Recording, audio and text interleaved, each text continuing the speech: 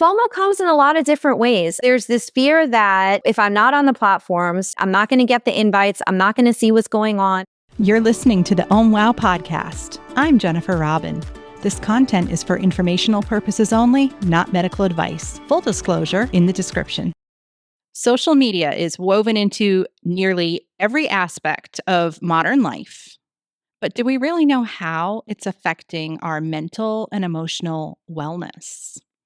Today, we're joined by psychologist, professor, and author, Dr. Aalai, here to talk about how mental health is impacted by social media and how we can reclaim a healthier relationship with our technology. Welcome, Professor. Thank you for having me. I'm excited to be here. What can you tell us are the biggest concerns about social media that we should be aware of that we are kind of in the dark about? I think a big one is the things that are happening behind the scenes in terms of how the creators of big tech have designed their platforms to basically lure users into staying on them for longer than generally intended when they open up the apps. Interesting. And the reason they're doing that is tied to money, right? Absolutely. It's absolutely tied to money. Well, I've been thinking about this recently because I'm teaching a number of summer courses this semester. And the last assignment that my students submitted was specifically asking about whether or not they think technology could meet the diagnostic criteria for addiction. And it's really interesting because currently, it's not identified as a potentially addictive behavior, even though there are other ones, such as gambling, and there's more dialogue around potentially adding gaming disorders and things like that. But what's interesting is even students that say no, they don't think it should be added, almost in the next breath will then write, but I do find myself spending a lot more time on the platforms than I intended.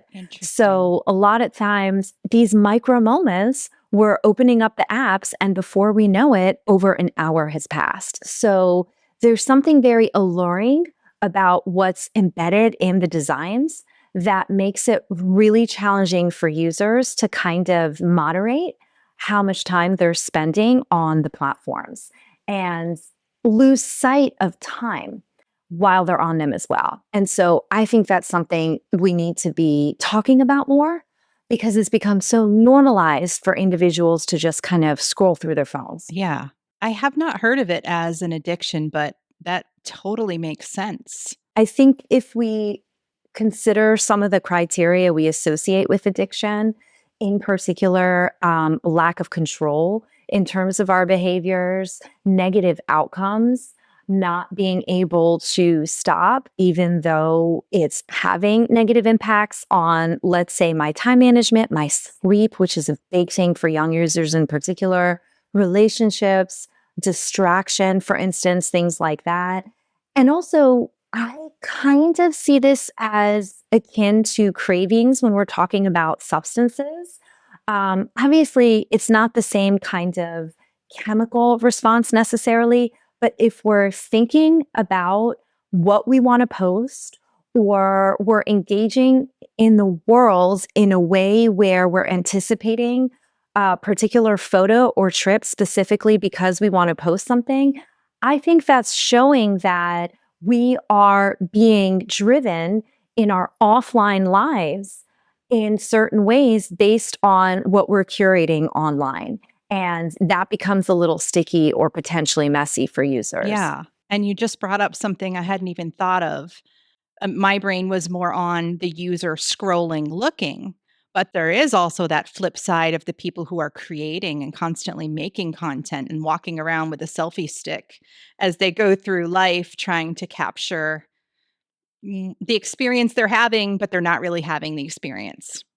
Right. It's kind of like a chicken and an egg thing, right? Did you plan the trip because you want to experience it, or do you want to post pictures of the trip on your feed, right? So I think there's this psychological element to how, as users, we're processing the world differently and our relationship to it that oftentimes is not talked about enough when we talk about social media or tech. Very interesting. We could go so many directions with this. Which do you think is a bigger problem? Are they equal? Because in my mind, I feel like it's the fact that we can't put the phone down. I still do have a few social media accounts, but I took them completely off my phone. So I couldn't do what a lot of people do and just fall into it with the phone. I have to physically open my computer on purpose and go to the platform. Yeah, I mean, for those of us that came of age pre-smartphone era, that's how we used to go on social media. I remember back in the day when it was still Twitter, and I originally opened an account, I would do it on my desktop at work or on my laptop. And so there's something about that additional step of having to open up a computer that oftentimes might undermine that kind of automated response that we have via our smartphones because we take them virtually everywhere with us.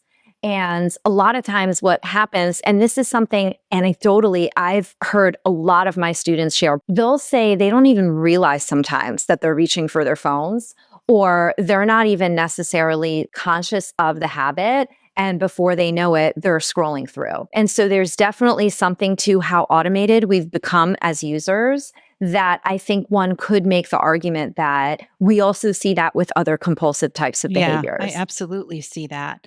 I think it's a phone thing. It's definitely a phone thing. And again, it goes back to the design. It's like basic Psych 101 that all these creators were essentially leveraging when they created the notifications, when they created the likes, when they created engagement with other users, for instance, even the colors that activate on our phones to let us know that there is a new notification, the vibration, the sounds, all of it. It really triggers a part of our brains that is associated with our reward or pleasure pathways. I think, this notion of like a dopamine hit has become really Yeah. popular. But there is some truth to that. And while that's going to be activated to a far larger extent when we're talking about substances, because, depending on the severity of the substance, you could be talking about really flooding your brain.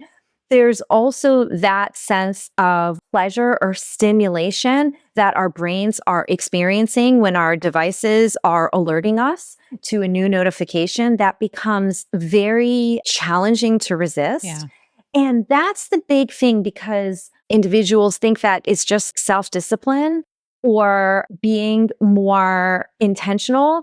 And they don't realize that the designs themselves are setting them up for failure. Yeah. So I think we have to have more accountability in terms of big tech and going behind the black box in terms of the literal designs of their apps. And that also is an entry point to the algorithms as well, which is a huge problem because our feeds become more and more curated in a way that it becomes very difficult to resist what's being shown on our feeds. And it also, unfortunately, creates these kinds of bubbles where we're very siloed with what we're being exposed to, and we're not necessarily getting the full range of all the information or opinions or perspectives or even facts in many cases that are actually out there. It keeps showing us more of what we interact with, right? And what we like. Absolutely. Yeah. Yeah. And then it becomes more and more extreme as well. I have an entire section in my book where I talk about the role that digital spaces play in extremism and radicalization. And a lot of that is built into the algorithms, to your point from the beginning, because of profitability. The leaders in big tech, they don't care about our mental health. They don't even care about the state of our democracy, quite frankly. They care about more eyes, more data, monetizing as much as they can every single micro moment of our lives. And to take that perspective, I think also shows as users how we're being commodified by these larger corporations and maybe takes the pressure off of us from like an individual perspective to be like, why can't I resist this? To recognize that this is a larger systemic issue in terms of how these specific apps and digital spaces are designed by the creators. Yeah. And when you were talking about the design of the notifications and the likes, and I never thought about, you mentioned colors playing a role. I remember back in the day studying like McDonald's, the restaurants were using red to make us eat. So tell me more about the colors in social media and what that's doing.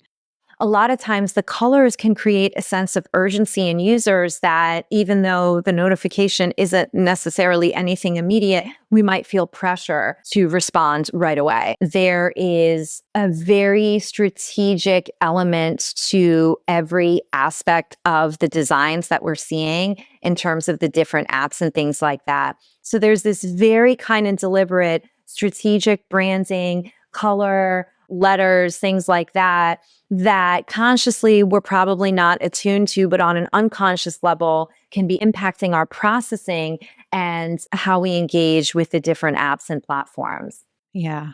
Some people don't even recognize this is a problem, but for people that are starting to notice, I don't like all the time I'm spending on Facebook or Instagram or whatever, it can be hard for them to step away.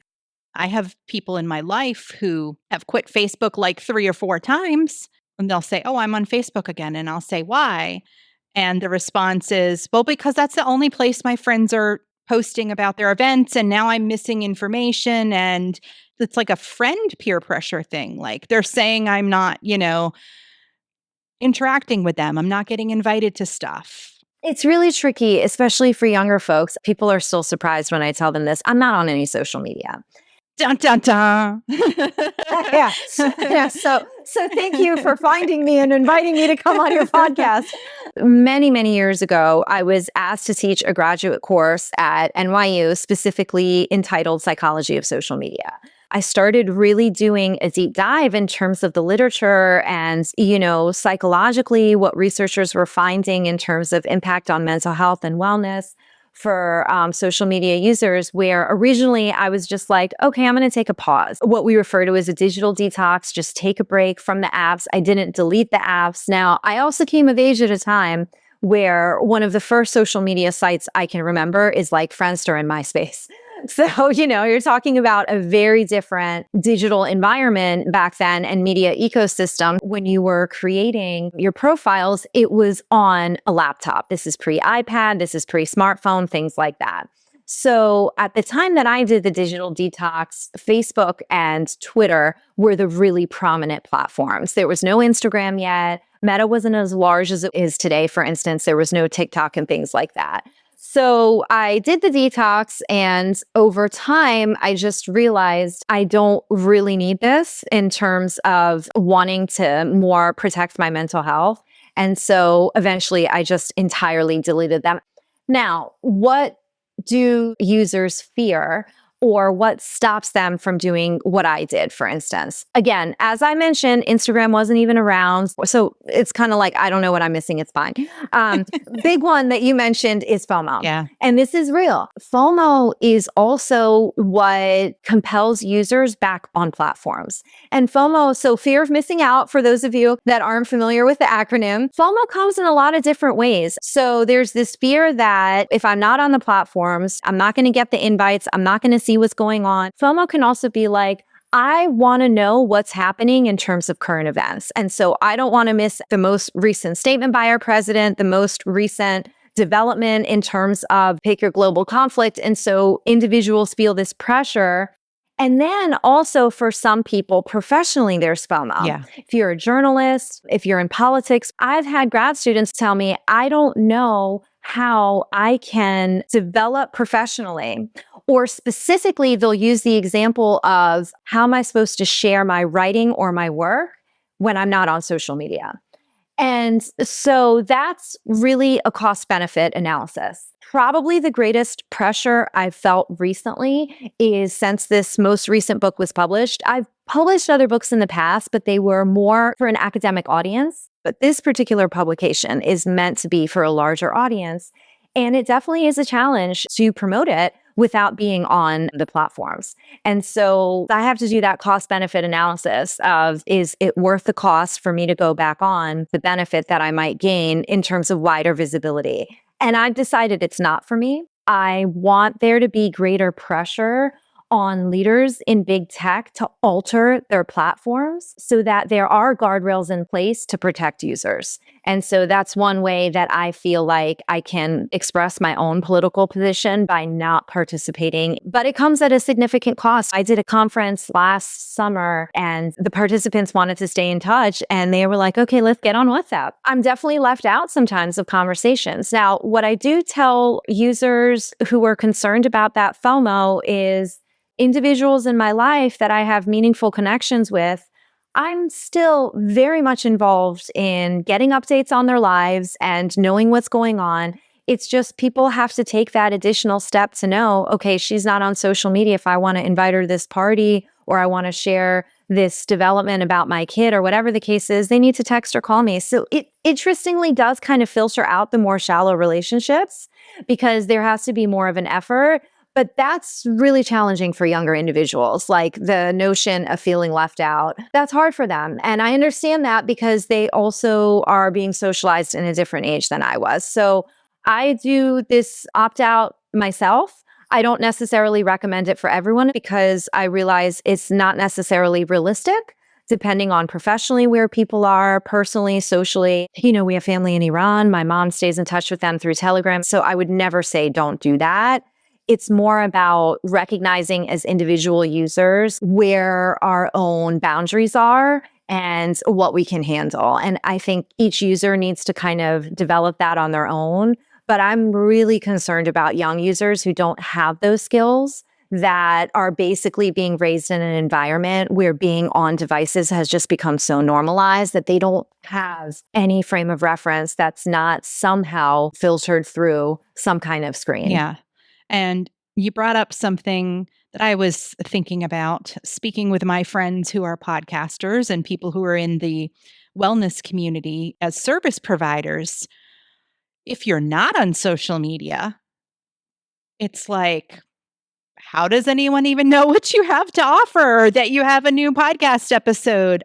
And it's so Absolutely. funny because, well, I grew up, didn't have social media for a good part of my life.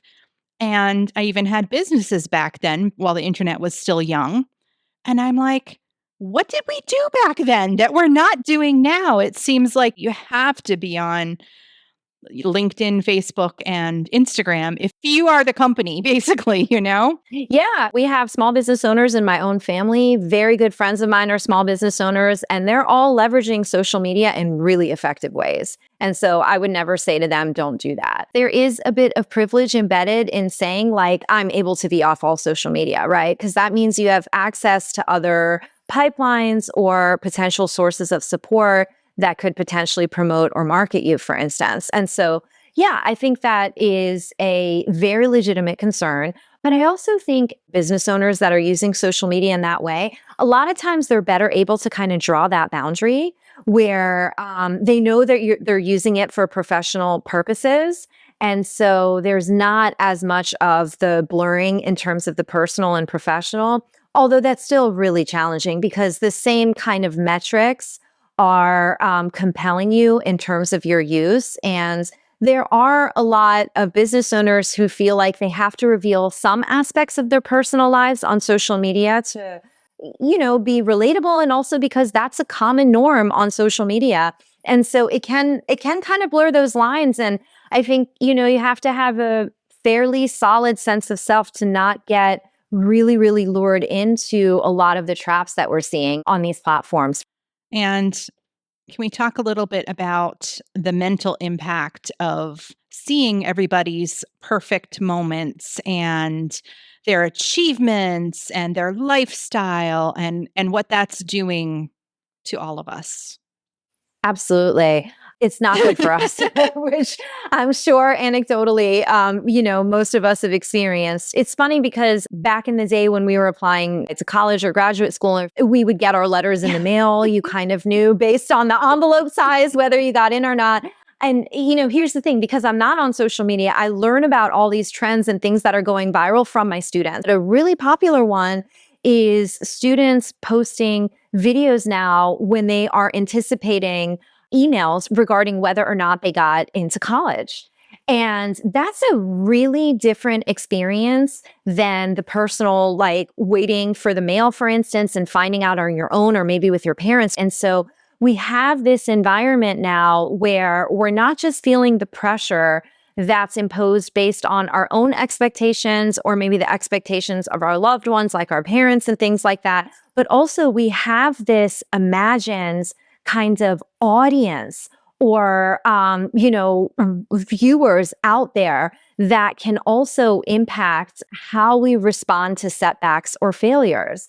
And one of the psychological processes that this oftentimes triggers is social comparison. And it's exactly what it sounds like. I'm using other people to gauge how I'm performing on a different metric. And because individuals are more likely to post very curated kinds of versions of their lives on social media, in particular, upward social comparison is far more likely to be triggered. And that's when the individual I'm comparing myself on appears to be doing better on this metric than I am. And as you can imagine, this is associated with dips in our self-esteem. We feel worse about ourselves in comparison. So a lot of individuals from an achievement perspective, if you're going on LinkedIn, if you're following different people on social media, you might feel like you haven't done as well as you quote unquote should do based on others in your peer group. And that takes a toll over time in terms of questioning our self-esteem, thinking about how we define success, even because oftentimes success is very narrowly defined on social media in terms of material things, for instance. And so a lot of these intangible aspects of our day-to-day lives that make life worth living aren't necessarily the things that are being featured on social media because they're not as quantifiable. Like I might be experiencing a lot of peace when my dog's snuggling with me or something like that, or maybe I'm having a great conversation with my mother, but that's not necessarily the types of experiences that we're broadcasting on social media because they don't have that same virality. They're not necessarily going to get the same like or attention. And so it also kind of is altering what we value and what we're seeking or what we're aspiring for. And I think that that's a more pernicious and a less obvious way that social media can be damaging in terms of our identity development or our value system, for instance. And what would you say as far as the fakeness of the posts? Like, for example, the one I'm thinking of is basically someone was holding up an empty toilet seat that looked like an airplane window. And that was how they were doing their shots of like, I'm going to Paris or whatever. And it all wasn't even real, but it looked real. You know what this reminds me of? The 90s, it was a really interesting kind of pre-internet age where a lot of trends in popular culture back then were almost kind of forecasting what would come with the internet age. But in particular, it reminds me of airbrushing, where magazines were really popular. There were these campaigns specifically directed at girls and women about the images that we're seeing of these women, of their bodies. It's digitally airbrushed. This is not realistic. We need to recognize that these are fake images. And it's interesting because like intellectually, you might be able to understand that, but our brains are still wired to believe things that we see. Yeah. And so there's this sense of like, if that image is up there of this model or even AI as well, because that really alters the game from a realism perspective. But our default is still to believe stuff when we see it. It's like this kind of conflict of intellectually, I'm aware of the fact that most women are not that size, but emotionally or psychologically, when I'm inundated with those kinds of images, it's still really, really hard for me to not internalize it as a developing girl or even woman in terms of how it impacts my own body image or my own relationship with my body size, for instance. And so you can take that little thing that was a pretty big issue pre-internet age and just kind of magnify it in terms of the internet. So I think it's important to have conversations with young people about how selective what individuals are sharing are, what we mean by curation, and for them to recognize that we're not seeing the entirety of an individual's personhood based on what they're posting on social media. But again, it's still that thing that I think intellectually or cognitively, you can have a conversation with the young user and they can understand that, but then emotionally or psychologically how they feel when they're scrolling through their feeds, that's a much harder thing to manage. And that's why I think it's important for us to spend time off of our screens, for us to socialize offline, for us to live our lives in the present without constantly having our devices around us, for us to create spaces in our kids' lives, in our classrooms, where we're not necessarily centering our digital devices or being online. Yeah. And can we talk a little bit about brain-wise, what this is doing to our cognitive abilities, to our attention span? Can you briefly tell us some of those impacts? I know you go deeper in your book, but what can you share? Yeah, absolutely. I talk about different pillars of health and wellness early on in the book to just kind of establish a baseline of like, what does whole health look like, for instance? What do we want to happen in our minds and our bodies for our spirits from a thriving perspective? And a really critical, basic aspect of wellness that we're all aware of is sleep. And on a very basic level, we're seeing this in the research. I'm hearing it from my students anecdotally as well. We know that young users are spending a lot more time on their devices, especially at night, than they should be, and that they're oftentimes reportedly sleeping later. They are reportedly having disruptions in their sleep because their devices are oftentimes right near them when they're going to sleep. And on a basic level, in terms of the ideal conditions for wind down and sleep, it's one of darkness, because we have this gland in our brains that secretes melatonin, which is a hormone that helps with that wind down and that helps for us to go to bed. And when we're stimulated with light, it actually blocks that glands in the brain from secreting the hormones. So on a basic kind of biological level, even though our brains have malleability and they're capable of changing based on what we're exposed to, from an evolutionary perspective, we haven't entirely adapted to the devices and this digital era, which I would argue is probably a good thing. But what that also means is that our brains are not well wired for the type of stimulation that we're experiencing, and it can interfere with our kind of ideal conditions in terms of sleep. Developing brains also wire based on what they're exposed to, and because digital devices are so stimulating for our brains, they grab our attention, even television. My niece and nephews, when they were really young, if they were in a room with a screen, their eyes are drawn to it because it's just so stimulating for the brain. And so what that does is the reward system in the brain gets wired in a certain way that other types of exposures that aren't digital devices could take longer or could be harder to grab a kid's attention. So now that print book, that card game, it's not going to be as stimulating or compelling, at least initially, as the YouTube feed, for instance.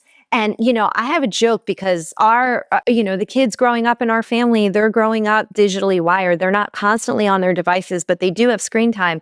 And anytime one of my nephews is watching YouTube around me, I'm always like, this is brain rot. They call it brain rot for a reason. There's these really, really short kind of like micro bursts of video that has huge implications for attention span as children develop and how they process the world around us. And so that's very concerning. So there are official organizations in terms of in pediatrics and other experts that recommends delaying in infancy and early development when kids are exposed to screens because of the fact that the brains are so malleable and they're so vulnerable to exposures in the environment. But that's hard to do because of how normalized the tech has become. So do you want to guess at what age kids are getting their first own kind of personal smartphone digital device? Getting their own device? I'm going to say 10. Okay, not bad. It's around 8. No! It might have even, it's actually around 8 years old. But they're playing with them. I've seen little, 18-month-olds grabbing mom's phone to play a game or just mess with it. And that, as a parent, drives me bananas. I know. And it's tough because, I write about in the book, the pandemic was this milestone catastrophe that really ushered in parents loosening restrictions on device use, understandably, just because it was such a fraught time.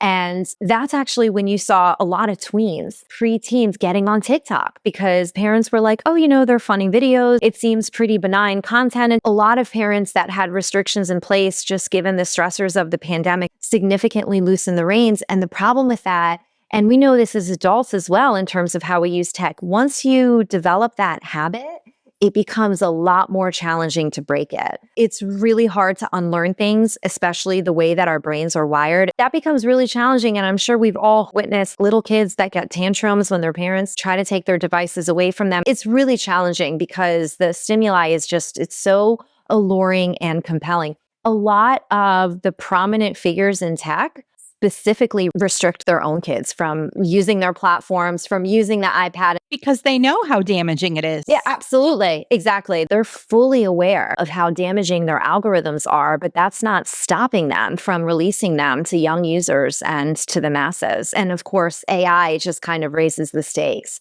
in terms of the dangers. Wow, there's so much to talk about here. Friends, Dr. Aalai goes much, much deeper on this topic in her book, Disconnection, The Search for Identity in the Digital Age. And we put a link to that in the show notes. Can you give us a sneak peek of some of the other themes in your book? Now, I want to also share, it's not all doom and gloom. Part 3 is the scariest because that's when I talk about radicalization and extremism in online spaces. But Part 4 is all about what can we do to get off our devices? How can we reconnect with ourselves? What kind of practices can we engage in so that we're not as tempted by our digital devices? I talk about detoxes. Young people are also experiencing techlash. They're tired of technology. They're nostalgic for an era they weren't even raised in, where a lot of them are going retro with their tech. They're getting flip phones, even though they came of age during smartphones. A lot of users are becoming frustrated and more attuned to how using the devices is making them feel. And that a lot of us are recognizing our culture seems fragmented, we seem disconnected from others, and we're trying to find ways to reconnect with ourselves, with others, with community, and things like that. So it does end on a hopeful note, and it does start on a hopeful note. I talk generally about health and wellness and how we develop. I have an entire chapter about the 90s.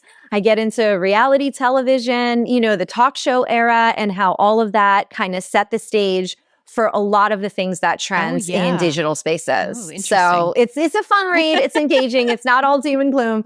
I want readers to walk away feeling more informed so that when you make your decisions around tech, you're coming from a place of information and you're coming from a place of intention. And I really want to thank you for inviting me because that's really what I wanted from the book. I just wanted to have these kinds of dialogues, have these kinds of conversations, and get us rethinking our relationships to tech. Wonderful. Well, thank you so much for being here today. And friends, you can learn more about Dr. Aalai at Psychology Today's website, and I'm putting the link in the show notes. Thank you so much. Thanks for watching. Let me know what your biggest takeaway was. Just drop it in the comments, and don't forget to subscribe for more.